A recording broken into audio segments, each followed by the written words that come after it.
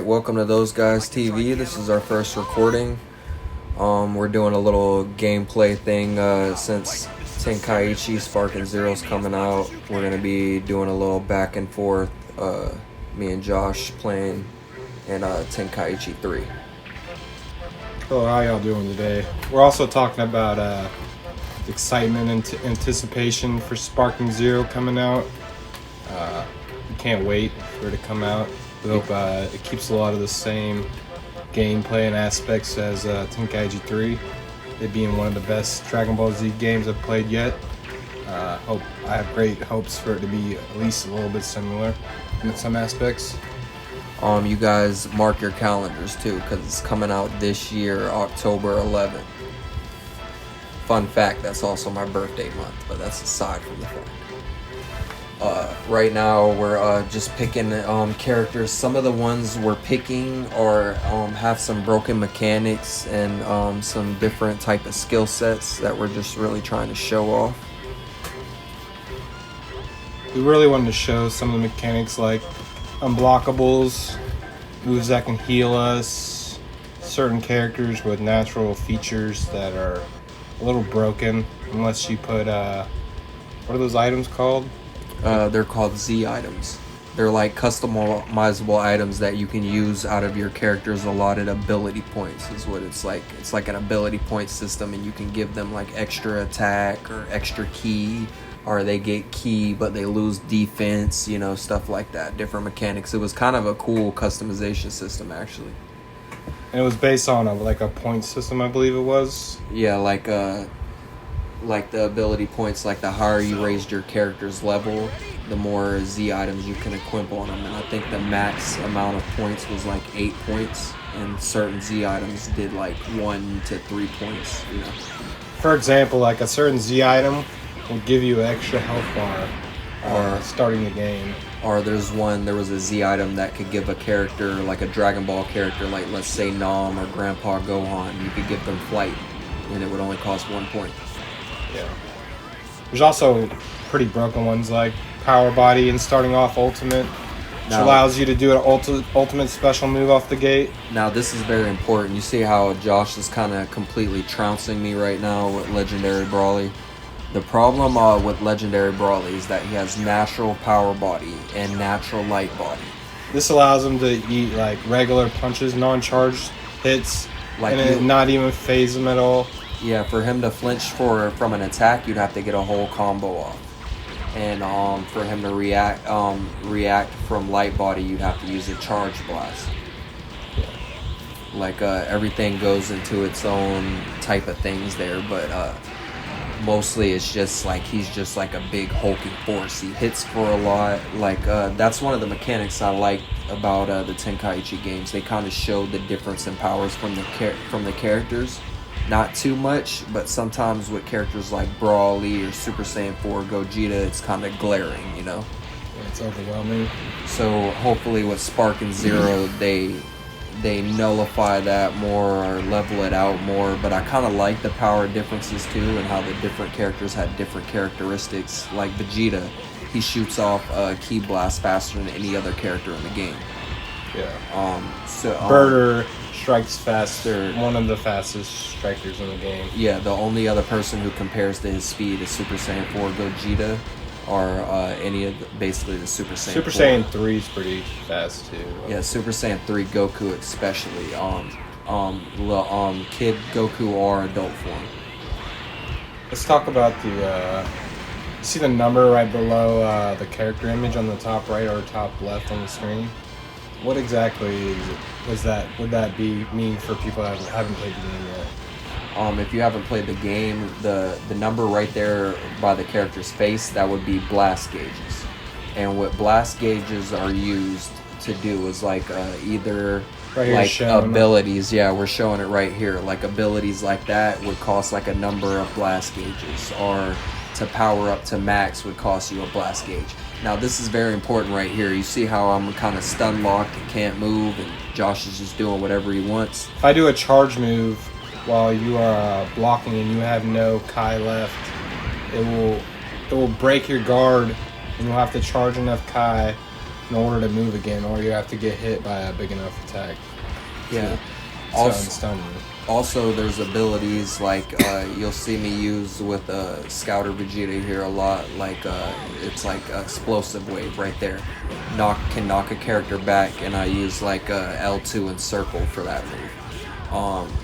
Charging is very important because you'll get 2 blast moves on your character. It'll either be a rush move or a power blast, like I just did with Gallic Gun, but they cost different amounts of power. They also have barrage attacks too, which is kind of it's blast move, but it's an inaccurate one where it just shoots a frenzy of Kai, of really damaging Kai, versus just shooting the beams regularly, like a Kamehameha. Yeah, and there's certain moves that's unblockable, but we'll come to that later on in the video. Like one of Frieza's moves right here, like if he hadn't moved out the way, you saw how he used his rush move. You can actually turn your rush moves with the character. And see, he's checking out how to use Sensu Bean right here, which is a real broken ability. Think about Yajirobe.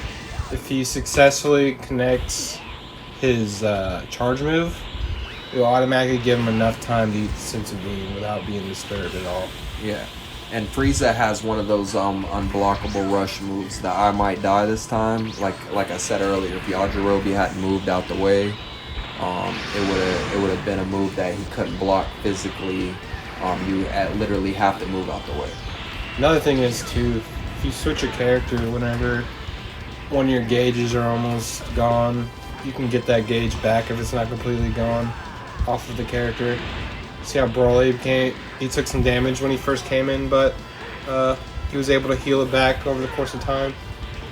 Coming in also with full gauges, not ultimate gauges, but 5 Kai stocks. See how it's blue right there? That's ultimate gauges. That allows you to do your ultimate move. And ultimate mode also comes with other perks. Like if you tap circle, you could teleport as many times as you want. If you start up a combo, you can hit an infinite amount of times. Yeah. Pycon also has one of those unblockable abilities I was talking about. It's called Hyper Tornado. You have to move out the way of it. Even some charge attacks, like some Kamehameha waves and stuff, he can actually tear through it using that attack. Yeah. And right here, you see Yajirobe just got to 5 blast gauges. That's the max amount. So he's going to be able to use a Sensu Beam, but he has to be able to get me out of his hair first. You see, I'm staying on top of him, trying to keep him from using that. Yeah, I'm trying to get the three gauges so I can use the rush move and then get off the Sensu Beam. But he has to make sure I'm not blocking the rush move. You see right there where Pycon flinched, I was getting prepared for a Sonic Sway because I thought he was going to swing, but he didn't. He went the other way. And see, that gave him just enough time to get the Sensu Beam move off. Keep in mind, I have no blast gauges too, so I have to let him hit me with that charge right there, or I'll be stunned. Yeah, and see, that's something you have to think about. Like, sometimes you instinctively just block. Like, that's how I got caught in that that guard break earlier. That's another one right there. I was in the middle of standing up. You can't be rushed on the ground, but if you're in the middle of standing up, you can get hit with a Kamehameha or a charge or something, or you won't be able to block it. Or if they knock you back, you'll be hit as well. One mechanic that was messed up on this game was when we were playing a lot, we would use this back mechanic where you get someone in the back and then you hit them a couple times and then they'd be literally stuck looking the other way, and you can keep getting that small damage over and over. It's not impossible, but it's very hard to get turned back around when someone turns you around. Like, you've probably seen it happen a couple of times already so far in this video where someone was getting hit in the back and you didn't really see them able to defend themselves. That's one of those things. Like, Broly has a slap move where he can turn you around so he can hit you in the back. Another thing I want to talk about is Sparking Zero apparently it's not gonna have split screen. So what we're doing now? No, it's with your friend. It's actually been changed. That was Been changed. Yeah, that was updated just a day ago. So this is not his fault for not knowing that. Just a day ago, they released that they will have a local split screen. The only issue is that you will only be able to play on one map, and I think it's the hyperbolic time chamber. Okay. Well, that was a good change because whenever I heard about that, it was definitely disappointing to me. Yeah, the funny thing when I heard about that is I was like, when me and another friend were talking about it, we were like, this would be the first fighting game in history that didn't have, local split screen. The first one in history. I think this game isn't like most fighting games where Look it's right like, there. He had blocked the attack and it still went through. That's an example of the unblockable. We're going. This is one of those games where you can be okay and you can go against someone that's experienced and still kind of hold your own, to be honest, once you know the controls. Like a lot of fighting games, if you're not like super high tiered like Mortal Kombat nowadays and stuff, it's kind of hard to compete against some of those guys on here. Yeah. I feel like this game's more of a balanced feel to it. Yeah, because there's kind of like a level of strategy that comes into it. Like you can see some of the strategies we're using during the fight. It's not like you do a combo and it's half health gone as soon as they do that combo or anything like that. To be honest, or anything that locks you in a certain combo for a while. I don't know. There still is spam though. Like if you want to keep using your right here, pay attention to this. You see how he's blocking, and my hyper tornado still went through the block. You can keep charging up and using B2's spam, but it's not as bad as a lot of other moves. Yeah, depending on how many key gauges it costs. Like Birder, he has a 2 key gauge rush move that gets off really fast. So if you're not blocking or paying attention, it'll hit you a lot.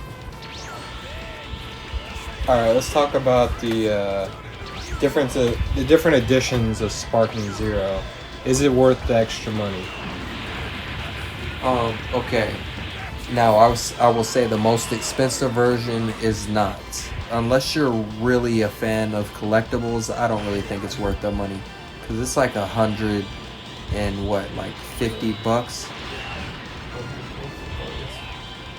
I'm not sure exactly it's sure like, on the price. but it comes with a statue. I'm not collector's item, so yeah. It depends on if you're into that. I wouldn't pay that much just for a statue. But it also comes with a couple of extra characters early without you having to unlock them first. And then also, all right. So here's an official rundown. I got it on the computer now. This is PS5 store too. The Ultimate Editional will be $109.99. Dragon Ball Z Sparking Zero comes with a Season Pass, 3 days early access, Season Pass DLC, 3 days early access again, Ultimate Upgrade Pack, Summon Super Shenron, exclusive new character, and 6 characters early unlock. Now, the Deluxe Edition will be $999.99. Dragon Ball Z Sparking Zero, you get the Season Pass, 3 days early access with the Season Pass DLC as well, exclusive new character, and the 6 characters early unlock. Now, the standard edition is $69.99. It comes with Dragon Ball Z Sparking Zero, exclusive new character, and 6 characters early unlock. So basically, go back to it. So basically, the Ultimate Edition, what you're getting extra is the Ultimate Upgrade Pack and Summon Super Shenron for $10 more. Alright? And then the $9.99, the $30 from the Standard Edition, you're getting 3 days access early on the Season Pass, 3 days access early On the game. Exclusive new character. And the Season Pass comes with, of course. That's what you're getting with your extra money. Alright, right here we're coming to the end of the fight, guys. I'm Josh. I'm playing on the right side of the screen. This wasn't a serious competitive match, but yeah, I did why, beat his ass this time. That's why he was allowed to use Brawly and things like that and Gogeta, because we see those as broken characters in this game, kinda, so we kind of keep them out of our personal matches. Yeah. But thank you guys for tuning in. This will about wrap up the video. We hope to see you next time for Those Guys TV. Thank you guys. Bye. Staying focused on the straight road, and I know that I've been waiting, feeling so impatient. Getting straight from the source, do it on Facebook. Never mind all the pain, no.